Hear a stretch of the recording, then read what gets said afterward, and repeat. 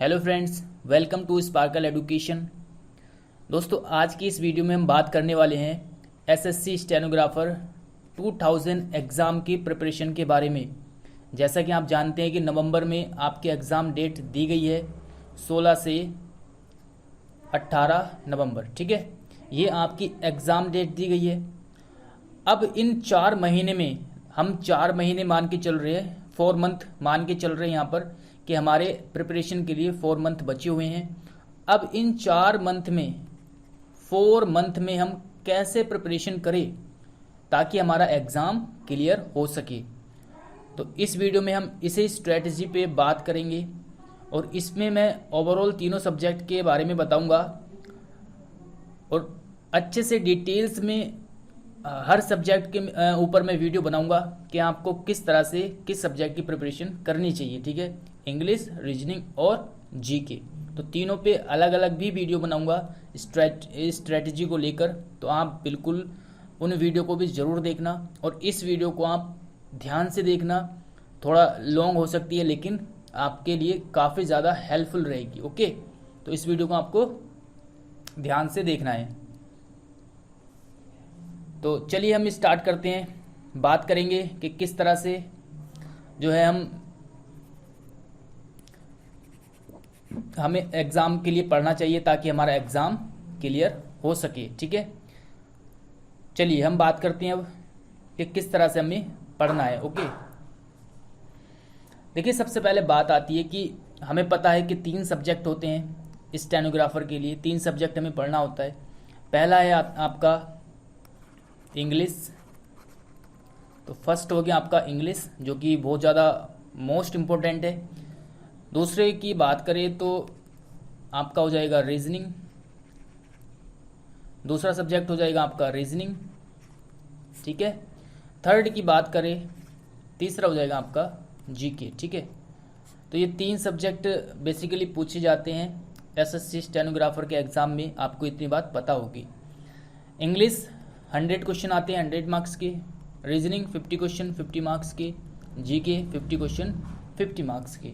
तो इस तरह से वेटेज होती है क्वेश्चंस की। अब हम बात करते हैं इंग्लिश के बारे में। सबसे पहले बात करेंगे इंग्लिश के बारे में।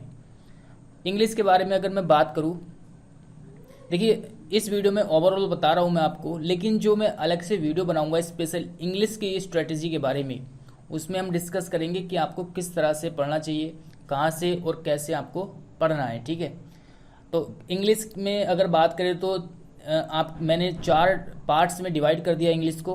पहला, ठीक है, पहला होता है ग्रामर। ठीक है, ग्रामर का पार्ट हो गया। दूसरे की बात करें तो वोकैब। ठीक है, एक मिनट, चलिए, दूसरा हो गया आपका वोकैब का। ठीक है, थर्ड की अगर मैं बात करूं, थर्ड आ जाएगा आपका कॉम्प्रिहेंशन।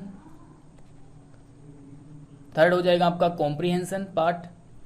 और इसमें मैंने फोर्थ पार्ट को अलग कर दिया है, वॉइस और नरेशन। ठीक है, तो वॉइस और नरेशन का पार्ट्स मैंने इसमें अलग कर दिया है क्योंकि इसमें 20 क्वेश्चन तो वॉइस और नरेशन से ही पूछे जाते हैं। तो इसको आप अलग लेकर के प्रिपरेशन करना ताकि आप 20 में से 20 मार्क्स ला सको। और बहुत ही ईजी होता है वॉइस और नरेशन में 20 में से 20 मार्क्स लाना। ठीक है, अब देखिए मैंने ग्रामर हो गया, वोकैब, कॉम्प्रिहेंशन और वॉइस एंड नरेशन, ये 3 चीज़ें होती है, 4 चीज़ें। ठीक है, ग्रामर के लिए आपको क्या करना है, देखिए ग्रामर के लिए आपके पास जो भी बुक हो या फिर आपके नोट्स बने हुए हो या फिर आप ऑनलाइन कोचिंग आपने ली हो, तो जैसे भी आप पढ़िए।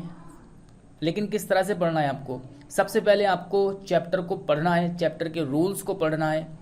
मान लीजिए आप नाउन पढ़ रहे हैं तो नाउन के आप रूल्स को अच्छे से रीड कीजिए। अभी हमारे पास काफ़ी टाइम है तो अच्छे से इसको रीड कीजिए, याद कीजिए, रूल्स को समझिए।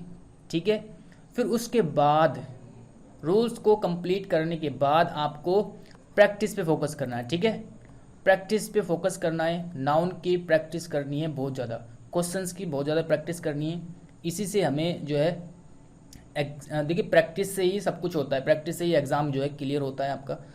अगर आपने रूल्स पढ़ लिए, प्रैक्टिस नहीं की तो आप कुछ नहीं कर सकते एग्ज़ाम में। लेकिन आपने रूल्स पढ़ने के साथ साथ प्रैक्टिस कर ली, तो प्रैक्टिस आप कीजिए, चाहे आपके पास एक बुक है, दो बुक है, तीन बुक है, जितनी भी आपके पास बुक्स है या अलग अलग सोर्सेस हैं प्रैक्टिस करने की, वहाँ से आप कीजिए चैप्टर वाइज प्रैक्टिस। ठीक है, तो ग्रामर के रूल्स पढ़ना है आपको, फिर उसकी प्रैक्टिस करनी है। जितने भी आपके पास सोर्स है क्वेश्चंस के, वहाँ से आपको प्रैक्टिस करनी है। बुक्स की बात करें तो बुक्स आपके पास जो भी हो, चाहे वो अरिहंत की हो, चाहे मिरर ऑफ कॉमन एरर्स हो, मतलब कोई सी भी बुक हो, या फिर केडी पब्लिकेशन की हो, सारी बुक्स अच्छी है, कोई सी भी आप बुक पढ़ सकते हो। ठीक है, आपको प्रैक्टिस पे फोकस करना है ग्रामर के लिए। ठीक है, वोकैब की बात करें तो देखिए वोकैब में आपको कम से कम 2000 वर्ड्स आपके याद होने चाहिए। ठीक है, जिसमें से 1500 वर्ड आपके लगभग प्रीवियस ईयर के होते हैं। प्रीवियस ईयर के जो है वर्ड्स ज़्यादा पूछे जाते हैं स्टेनोग्राफर में, और जो ईडियम्स है वो तो टोटली आपके प्रीवियस ईयर से ही देखने को मिलेंगे। ठीक है, तो 1500 लास्ट ईयर के क्वेश्चन प्रिपरेशन कर लेना, और लगभग 500 एडवांस में, तो एडवांस के क्वेश्चन भी वोकैब भी आपको पता होनी चाहिए। और अगर आप इस चैनल से जुड़े रहेंगे एग्ज़ाम तक, तो आपको मैं 100% गारंटी देता हूं कि आपको बहुत अच्छा कंटेंट प्रोवाइड करूंगा और आप एग्ज़ाम क्लियर करोगे अगर आपने सारी चीज़ों को फॉलो किया तो।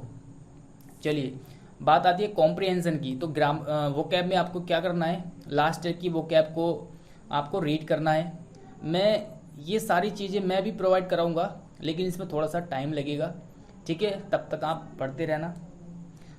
बात आती है कॉम्प्रिहेंशन की। देखिए कॉम्प्रिहेंशन कुछ नहीं है, कॉम्प्रिहेंशन में आपको डेली रीड करना है। ठीक है, तो डेली आपको रीडिंग करनी है इंग्लिश की, चाहे वो पैसेज रीड कीजिए, चाहे न्यूज़पेपर रीड कीजिए, या आप बुक पढ़िए, मतलब कुछ भी चीज़ रीड कीजिए, आपको रीड करना है। तो डेली आप या तो एक पैसेज को एनालिसिस कीजिए। मैं क्वेश्चन को सॉल्व करने की बात नहीं कर रहा हूँ पैसेज की, केवल यहाँ पर आपको पढ़ना है। ठीक है, लेकिन पढ़ना ऐसे ताकि आप उसको समझ सके, तो मतलब समझते हुए उसको पढ़ना है कि पैसेज में क्या कहना चाह रहा है। आज नहीं तो कल, कल नहीं तो परसों आपको समझ में आने लगेगा जब आप डेली उसको रीड करोगे तो। ठीक है, तो डेली आपको रीडिंग करनी है, रीडिंग और फास्टली रीडिंग करनी है, ताकि आपकी जो प्रैक्टिस भी होए और साथ में एग्ज़ाम में आपको टाइम की बचत मिले। ठीक है, आपकी तेज़ पढ़ने की अगर प्रैक्टिस होगी तो आपको ऑब्वियसली आपके पास टाइम काफ़ी रहेगा। ओके, तो कॉम्प्रिहेंशन में कुछ नहीं करना आपको। कॉम्प्रिहेंशन का आपको पता है 2 क्लोज टेस्ट 20 नंबर की, और आपके 3 पैसेज आते हैं 5-5 नंबर के, यानी टोटल 15 नंबर के पैसेज। ठीक है, तो पैसेज को आपको रीड करना है बहुत ज़्यादा, ताकि आपको इंग्लिश कॉम्प्रिहेंशन में दिक्कत ना हो। और क्लोज टेस्ट भी आपको, क्लोज टेस्ट की आपको प्रैक्टिस करनी है। मैं आपको बताऊंगा किस तरह से क्लोज टेस्ट को करते हैं। ठीक है, अब बात आती है वॉइस और नरेशन की। वॉइस और नरेशन को आपको एक बार से पढ़ लेना है अच्छे से, फिर उनकी प्रैक्टिस करनी है। ठीक है, तो वॉइस और नरेशन को पढ़िए, फिर उनकी आपको प्रैक्टिस करनी है। ठीक है, तो वॉइस और नरेशन के रूल्स को आप पढ़ना है। सपोज दैट पहले आपने वॉइस के रूल्स पढ़े, तो आप वॉइस की प्रैक्टिस कीजिए डेली, क्वेश्चंस की 10 क्वेश्चन आप डेली सॉल्व कीजिए वॉइस के। यहाँ पे लिख देता हूँ मैं, 10 क्वेश्चन आप सॉल्व कीजिए डेली। ओके, और नरेशन उसी प्रकार से नरेशन, आप नरेशन के रूल्स पढ़िए, फिर उसकी आप डेली प्रैक्टिस कीजिए। तो 20 में से 20 मार्क्स जो है इजीली आप गेन कर सकते हो वॉइस और नरेशन में। और टोटल ओवरऑल इंग्लिश की बात करें तो 80 to 90 जो है आप इजीली स्कोर कर सकते हैं। 90 प्लस आपका स्कोर रहेगा आप अगर आपने सारी बातों को फॉलो किया और खुद से मेहनत की, और जो मैं चीज़ें आपको बता रहा हूँ या जो चीज़ मैं प्रोवाइड कराऊंगा, अगर आपने वो अच्छे से प्रिपरेशन कर ली, उसकी अच्छे से तैयार कर लिया वो कंटेंट, तो बिल्कुल आपके 90 प्लस जो है मार्क्स आएंगे। ठीक है, तो ध्यान रखना है आपको। मैं कुछ टाइम लगेगा उसमें, जो मैं कंटेंट तैयार कर रहा हूँ आपके लिए, लेकिन आपको ज़रूर दूंगा। ठीक है, अब बात करते हैं रीजनिंग। देखिए रीजनिंग में कुछ नहीं है, रीजनिंग में कुछ नहीं है। 4 से 5 चैप्टर ऐसे होते हैं जो थोड़ा सा उनको पढ़ने की ज़रूरत होती है, मतलब पढ़ना उनको ज़रूरी होता है। ठीक है, कुछ रूल्स होते हैं उनमें, लेकिन बाकी जो चैप्टर है, बाकी जो रीजनिंग है, वो केवल और केवल आपकी प्रैक्टिस पर ही डिपेंड करती है। ठीक है, सारी रीजनिंग प्रैक्टिस पे डिपेंड करती है। आप चाहे कोई सा भी चैप्टर ना पढ़ो, प्रैक्टिस कर लीजिए आप, आपकी रीजनिंग अच्छी हो जाएगी, कंप्लीट हो जाएगी, कोई दिक्कत नहीं आएगी। तो रीजनिंग के लिए आपको वीक में लगभग 4 प्रैक्टिस सेट आपको करने चाहिए, ठीक है। वीक में कम से कम 4 प्रैक्टिस सेट आपको करने चाहिए। इससे आपको क्या होगा, अच्छे से प्रैक्टिस हो जाएगी, कोई दिक्कत नहीं आएगी आपको रीजनिंग में। और मैं रीजनिंग के नोट्स आपको प्रोवाइड कराऊंगा, और जितने भी टॉपिक्स आते हैं स्टेनोग्राफर के एग्ज़ाम में रीजनिंग से, वो सारे टॉपिक्स के मैं क्वेश्चन लूँगा। पर टॉपिक 100 से 150 क्वेश्चन मैंने जो है मतलब मैं सोच रहा हूँ कि इतने क्वेश्चंस को मैं, इतना कंटेंट जो आपको पर टॉपिक के प्रोवाइड कराऊँ, ताकि आपकी प्रैक्टिस अच्छे से हो जाए। आपको जो एग्ज़ाम में आता है उसी चीज़ की प्रैक्टिस करनी है, फालतू चीज़ें नहीं पढ़नी, ठीक है। तो प्रैक्टिस कीजिए आप रीजनिंग में, कोई दिक्कत नहीं आएगी। एक प्रैक्टिस सेट लगाइए। बात करते हैं जीके। देखिए जीके को मैंने 4 पार्ट्स में डिवाइड कर सकते हो स्टेनोग्राफर के नज़रिए से। पहला हो जाएगा साइंस, दूसरा हो जाएगा आपका करंट अफेयर, तीसरे की बात करें सब्जेक्ट मैं यहाँ पर मान के चल रहा हूँ, जैसे हिस्ट्री, ज्योग्राफी, पॉलिटी एट्सेट्रा, ठीक है। फोर्थ है आपका जो इम्पोर्टेंट कुछ टॉपिक्स होते हैं सब्जेक्ट में, जो आपके जैसे हिस्ट्री है, हिस्ट्री में भी ऐसे टॉपिक्स होते हैं जहाँ से मोस्टली क्वेश्चन पूछे जाते हैं, तो उन टॉपिक्स की बात करूँगा मैं। तो आपको साइंस में लगभग 10 से 15 क्वेश्चंस जो है देखने को मिल जाएंगे, और करंट से 10 से 12 क्वेश्चन आपके यहाँ देखने को मिल जाएंगे।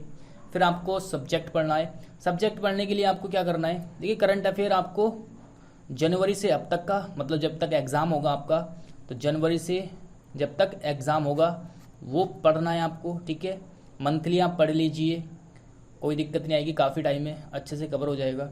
साइंस में मैं आपको बताऊंगा जब जीके की स्पेशल वीडियो बनाऊंगा कि कहाँ से पढ़ना है, कैसे पढ़ना है। सब्जेक्ट के लिए आप लुसेंट को आप अच्छे से पढ़ो, 4 महीने हैं, लुसेंट को आप 4 बार निकाल दोगे 4 महीने में, ठीक है। 4 बार आप रिवीजन कर दोगे, तो लुसेंट पढ़िए। लुसेंट में काफ़ी अच्छे अच्छे क्वेश्चंस है, और वहीं से आपके जो है कवर हो जाएगा। फालतू चीज़ें नहीं पढ़नी है, ज़्यादा टाइम वेस्ट नहीं करना है जीके पे, ठीक है।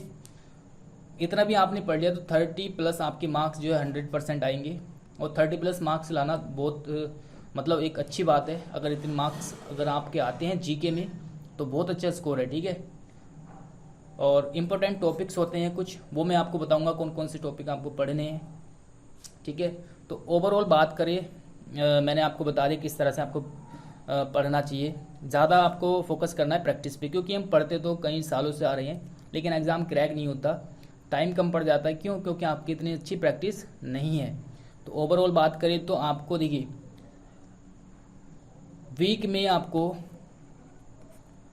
में कम से कम 4 जो है प्रैक्टिस सेट आपको लगाने चाहिए स्टेनोग्राफर की।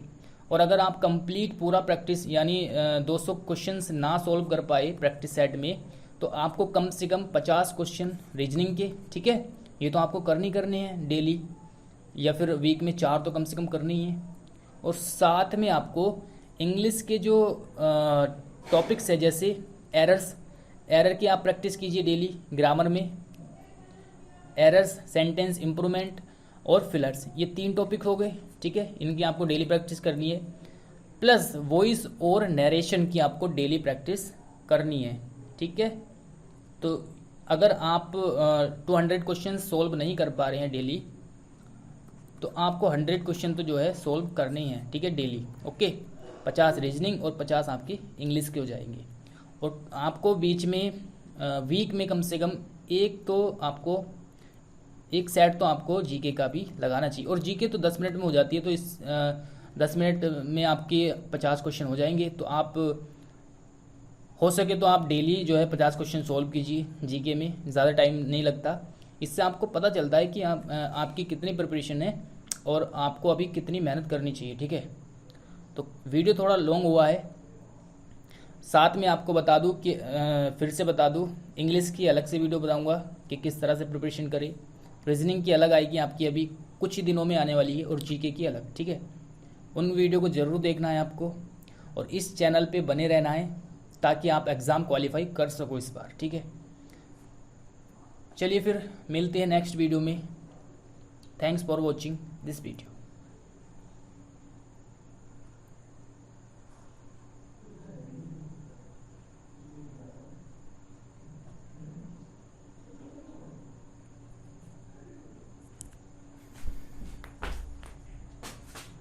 Oh my god, oh my god.